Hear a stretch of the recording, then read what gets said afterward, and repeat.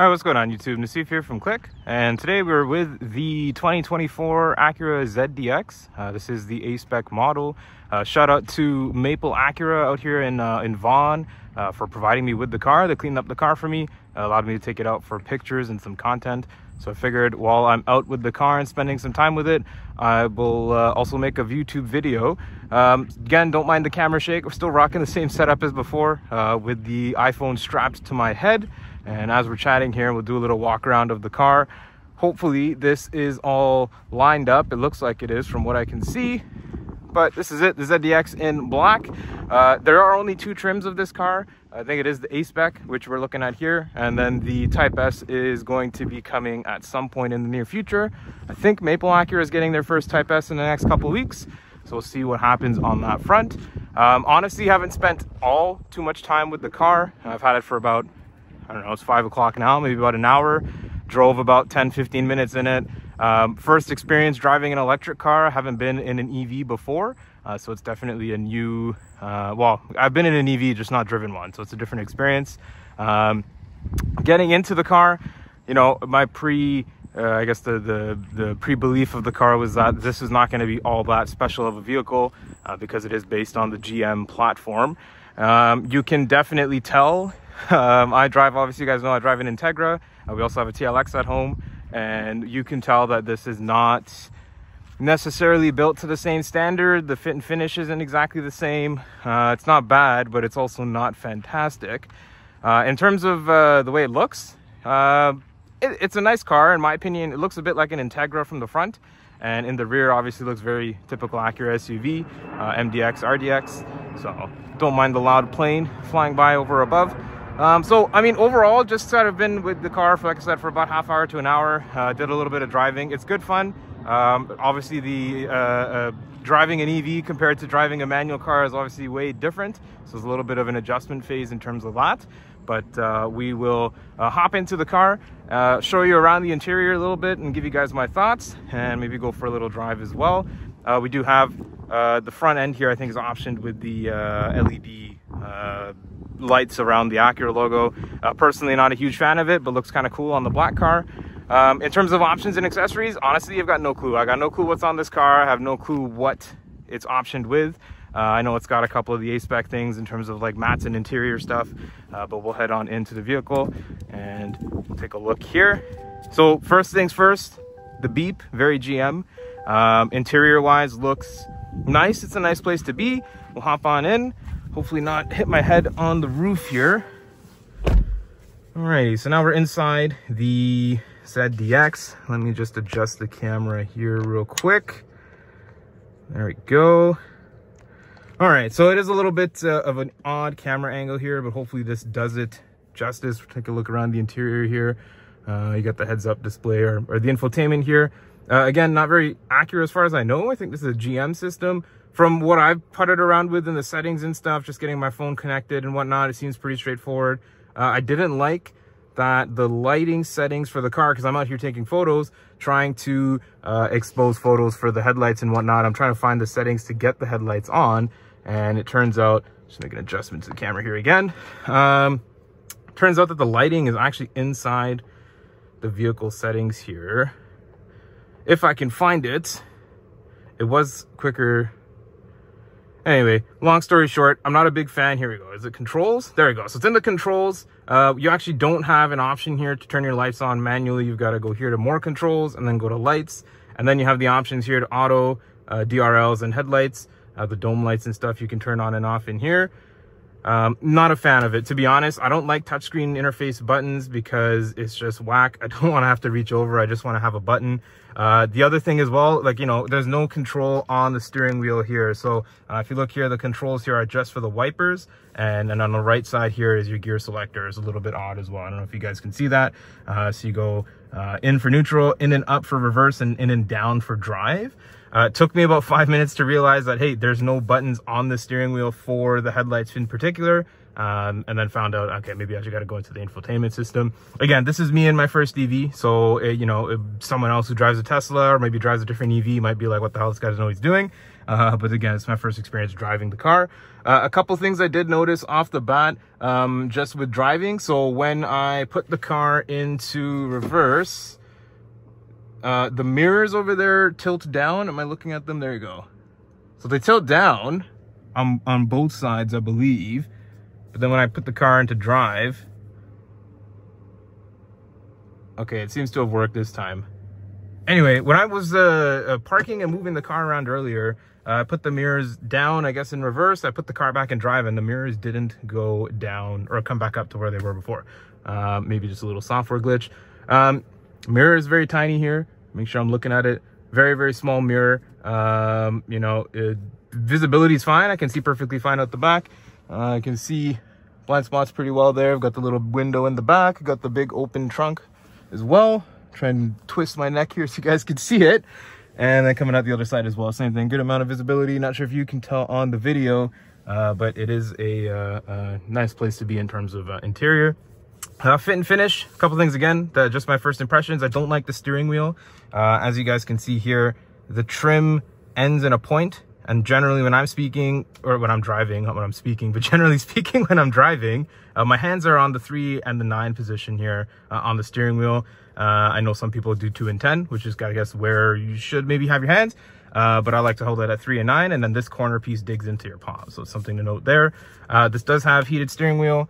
There you go. So there's a heated steering wheel. It also has cooled seats, which I've been blasting on the entire time here because it is, I don't know if you guys can see on the dash, 31 degrees. I'm not sure if you even see it on the video. But yeah, I mean, otherwise, I like that the climates here are all touch buttons. Like I was saying earlier, I don't like having to, you know, fiddle around with touchscreen controls. So I like that the climates are, or the climate controls anyway, are actual buttons. Everything else is done through the interface here. Pretty standard for cars these days. Again, just like I said, don't like the small things like the lights and, you know, interior lighting and dome lighting and that sort of stuff. I don't like that that is set up through the screen. I'm gonna try and see if I can get my CarPlay going here. Honestly, not super familiar with the system here. Still trying to get things set up. How do I get my CarPlay on here? So this is, I guess it's got its own Google Maps thing. All right, we're running into some technical difficulties here. Maybe an audio, Bluetooth, no. There was just a main screen. See, this is why I don't like too much stuff on the touch interface, because I just get lost. I feel like an old man. Here we go. So this is my phone. I don't know if it's gonna connect.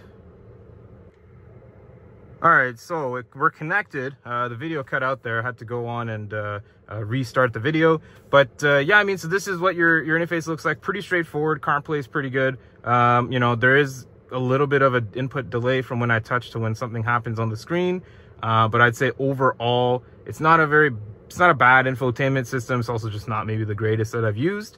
But it seems to be working fine. You know, I think it's in dealer mode or demo mode or whatever, so maybe some of the features aren't working, or if it's not running an updated software, I'm not sure. But for the most part, seems to be working all right. Again, I've only had the car for maybe an hour or so, so I can't really tell you what's, you know, exactly working, what's not working. But we'll go for, I guess, a little bit of a drive. I'm gonna throw on my sunglasses here, and I'm gonna hope that the camera doesn't fall off or anything like that. Put our seatbelt on, get the driving position set up here. Again, just trying to make sure that the camera is in a right spot here. There's my hand. All right, so we'll see here how this goes. You know, we'll see how it goes. Hopefully it all works out, because if not, then I'll have to redo the entire video. So we'll head over back towards Maple Acura, where we picked up the car. All right, it's just taking us on some side roads. Pretty straightforward drive back. We're shooting in this Walmart distribution center. It was a pretty cool spot. I figured I'd come through here kind of quiet and pull up and take some photos. But yeah, I mean, again, otherwise I'm pretty it's not a perfect interior, it's not a perfect car. Again, this is all GM, but the fit and finish is pretty good for the most part. Again, just the small things that I noted that were a little bit wonky. Also, sometimes with the door opening, feels, again, I don't know if this is just the one car, but the door feels a little weird when it opens. And the mirrors, I guess, were the other thing that I noted. But again, pretty happy, I guess, with the interior. Now, the one downside to this, all right, so we're gonna get ourselves into drive, and so the mode selectors down here. If you guys can see there, so if I press this on the screen, we have all these different modes: individual, sport, snow, normal, and of course we're driving on the road, so we'll just go with sport mode. But yeah, I mean, otherwise, let's hit the road. It drives pretty much like a normal car, so I was a little weary about getting into an EV in terms of, like, you know, the one pedal driving and all that stuff. Drives pretty normal. Didn't notice any issues with that. We do have a little paddle here on the steering wheel, which I guess activates regenerative braking. So if I press that, the brakes or the car will slow. I'm assuming, I don't exactly know what that does, but I'm assuming that charges the battery up on the car. The turn signal noise, out of a GM as well, I think. I'm used to the Acura Honda noise, so I'm not a big fan of that either. We'll cruise on out of here. I think maybe what we'll do is we'll go up. We'll not follow the GPS exactly perfectly. I don't know if you guys can tell here on the GPS, I have no idea what's going on here. It's super laggy, the frames are dropping. This doesn't happen on my Integra. It also certainly doesn't happen in the TLX. So I'm gonna chalk that down to GM infotainment system. Material choice is nice in here. Whoops, I turned the signal off. I don't know if this material is specifically used in all the other GM EV cars. All right, we're gonna head on out over here. Use some of that electric torque to get going. So just like that, doing the speed limit pretty much. And it certainly doesn't feel like it. It's a comfortable cruiser, especially we're in sport mode. Again, I don't really know if the modes just change the throttle response. Maybe we can go in and take a look at the infotainment here and see what it says. So, sport mode, more responsive driving experience, increases power output, tightens vehicle handling, and that's about it. So maybe steering and power. I don't think the suspension, like the Integra, I don't think it has adaptive dampers, if I'm not mistaken. Yeah, that's pretty much that for the modes. Drives pretty good, nice and comfortable, very quiet. I'll be quiet for a little bit here while we're cruising. Actually, I'll show you the little paddle here. I press this and the car starts to slow right down. My guess is it's regenerating power to the battery pack, which is a good thing. It's a good option to have. I'm glad that there's no one pedal driving, in the sense of, I don't know if you can turn it on or off or whatever, but the way it's set up right now is it's driving like a normal car. If I come off the pedal, it starts to creep forward. And you know, if I come off the gas, it doesn't slow down by itself automatically. You have to press the brake. Only if I press this little paddle here will it decel. But yeah, I mean, otherwise we got a big storage compartment here. When we're at the stoplight, you can look down. I don't know if you guys can see there. There you go. Big storage compartment in the middle. Space, ample space everywhere. The seats are very comfortable. I feel like I'm sitting in like a TLX or an MDX or something. Rear seats are also pretty comfortable. Lots of space back there too. And again, seamless power. It's crazy, man. These EVs, they put the power down so nicely. We'll hang a left in here. I'm just gonna plant my foot. Holy shit. That's insane. That's crazy. We're doing 100 kilometers an hour already. That is insane. I guess I can regen the power with the paddle here. I'm not a huge fan of EVs. I get where there are places in the market, and I understand why people buy them, but as a car enthusiast, you know, I don't know, I'm not on board with an electric car. Personally, you know, as a daily driver, probably wouldn't get one. Maybe in some world, if I had the money to get, you know, a second or a third car, maybe I'd look at an EV. And to be honest, like, you know, with this car, pretty cool car. I'm pretty happy with how it drives, pretty happy with, it surprised me, we'll put it that way. It shocked me in the sense of I was expecting it to be pretty trash. Now, here's the one caveat to all of this. See, actually two caveats. Coming under a tunnel, no sound. It makes a weird little whir as we're driving along, but there's no sound, there's no exhaust, there's no turbo. Lame. Second caveat, this is an 80 $88,000 car. $88,000. This is basically $100,000, guys. Taxes, you put it on the road, you get your insurances, whatever, maybe you PPF it or whatever, ceramic coat, blah, blah, blah. All the stuff in, once it's on the road, you're pretty much looking at just under $100,000 or in and around that range. I don't know, man. It just does not feel like an $88,000 car. My Integra is a $40-something thousand car. This does not feel like it's double the car. You know, the pricing of Acuras these days is pretty gnarly, but it is what it is. You know, I'm not the one deciding the price. I'm also not the one buying the car, so I guess it's not a non-issue for me. But I just think $80,000 for a car like this is a bit much, especially given that this is not an Acura, in the sense of this is not like a normal Acura vehicle. This is a EV made by GM with an Acura shell on top. I don't know how much similarities in terms of all these buttons and the vents and the dash and all that stuff. I don't know how much of that is transferred over from the GM cars and from the Prologue and all these different vehicles. But it just, again, sitting in here, if you told me this was like a $65,000 EV, then I would be like, you know what, this is a seriously on point car and I wouldn't have any issues with it. But almost 90,000, that's insane. And to be honest, like the instant torque and instant response feel, it gets old quick, I guess is the best way to describe it. Sure, it accelerates fast and we get going pretty quick, but there's no sound. There's no faff. There's no excitement. It's just an electric computer whirring at me and the wheels start spinning, which is, again, 90% of people probably could care less. I'd say, you know, again, the one thing holding this car down is the price. I think $88,000 is a bit much, especially when my infotainment's bugging out the way it is over here. Don't know if that's, again, could be a multitude of different things. Could be my connection to the car, could be my iPhone, or, you know, getting hot with it recording. It could be the infotainment. But like I said, I've done this, you know, rodeo many times in different cars. I haven't had it lag out like this before. Upside is at least it's working, so that's a good thing.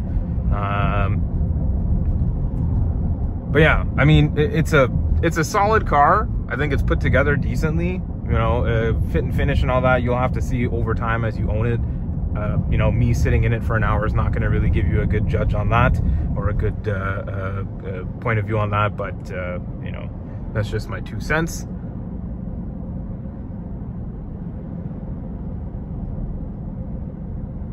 Supposedly this thing gets you just under, I think it's 500 kilometers of range, 400 something. So, you know, realistically, you're doing a couple pulls, blah, blah, blah, you're maybe looking at about 400 kilometers on a charge, which is not bad. I think that's sufficient for most cases.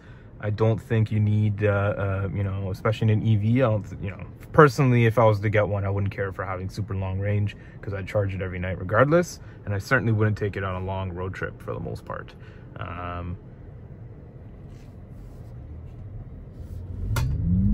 That's foot flat down,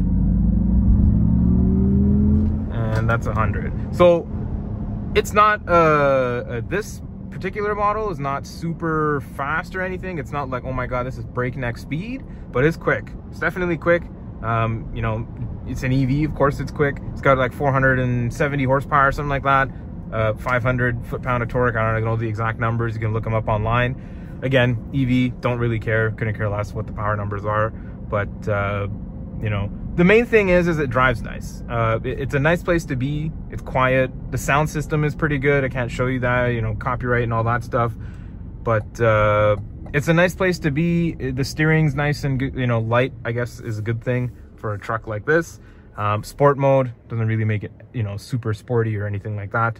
Just gives it a little bit more throttle response. But yeah, man, I'm pretty surprised, I guess is the word I would say for this this car here.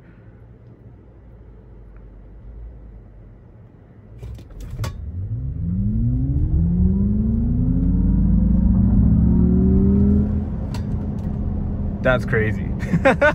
For a hunk of metal like this to move that quickly, that's pretty crazy. And again, I think it'll get old quick, personally, as a regenerative braking there. I think it gets old quick.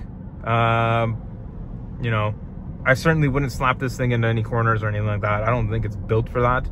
And you know, I wouldn't catch me dead driving this around a racetrack, because again, just not built for that at all.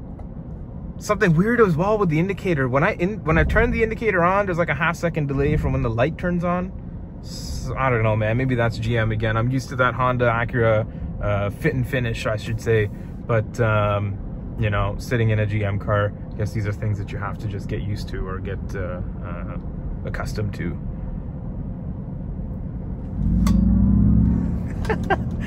Does have a good amount of torque. If you need to overtake someone, or someone wants to pull on you, you can show them what's good in your silent EV, the Silent Assassin. In terms of color, I don't like this color, or this car in black. I also don't like it in white. I think the blue, I think the Type S is where to be. But the problem is that's going to be a $100,000 car because it's a Type S. And if it's going to fit and finish wise and everything's going to be the same and it's just more power, I'm sorry, but that Type S in this car overall, I think is going to be a flop. Like I said, $88,000. Just keep that in mind, $88,000 for this car. And, you know, I think it's a bit obnoxious in my opinion, but that's just what I think. But again, we're coming to, I guess, close to the end of the journey here, or the end of the little drive. I do want to get it on the highway, so if I could get onto the highway for like an intersection or one exit just to see how it cruises at high speed, that'd be nice. But yeah, man, like I said, you know, it's tough to really give thoughts and opinions and all this stuff on a car when you've only been driving it for about an hour or so. Really, I've just spent most of my time getting accustomed to it. You know, spent again a lot of the time really just taking photos and parking the car and moving it around in a parking lot. So I haven't really got too many miles on the road with it. But in terms of first impressions, if price aside, you know, it's a nice car. It's a nice place to be. It drives good. The steering response is good. It's a little wallowy, that's for sure. Certainly feels like it's a little bit of a heavy boy, which it is. But you know, no surprises there. You're driving an Acura ZDX, so that's pretty much bog standard for what you're expecting when you're driving or buying a car like this. We do have also brake hold, so if I press that and come off the brake, the car stays in place. Pretty standard. There's not really much else going on down here. I've got the lane keep assist, which I'll just leave off because I don't need it. Oh, one thing as well, I noticed the power button here, that is moving around in its housing. That feels so cheap. I feel like if I press that too hard, the button's gonna go through the dash. So just something there as well that I noticed that I wasn't a big fan of. I'm also not sure, just taking it in now, I don't see any hazard light button for me. So should the car break down or run out of charge or whatever the case is, I don't have a way to put the hazards on. My guess is, again, it's in the infotainment, but again, I personally don't think that certain things should be done on an infotainment screen. I think there are certain things that need a button that just works. I don't want to be fumbling around like I was earlier, trying to connect my phone, trying to get my hazards on in an emergency situation or whatever. So again, something to keep in mind there.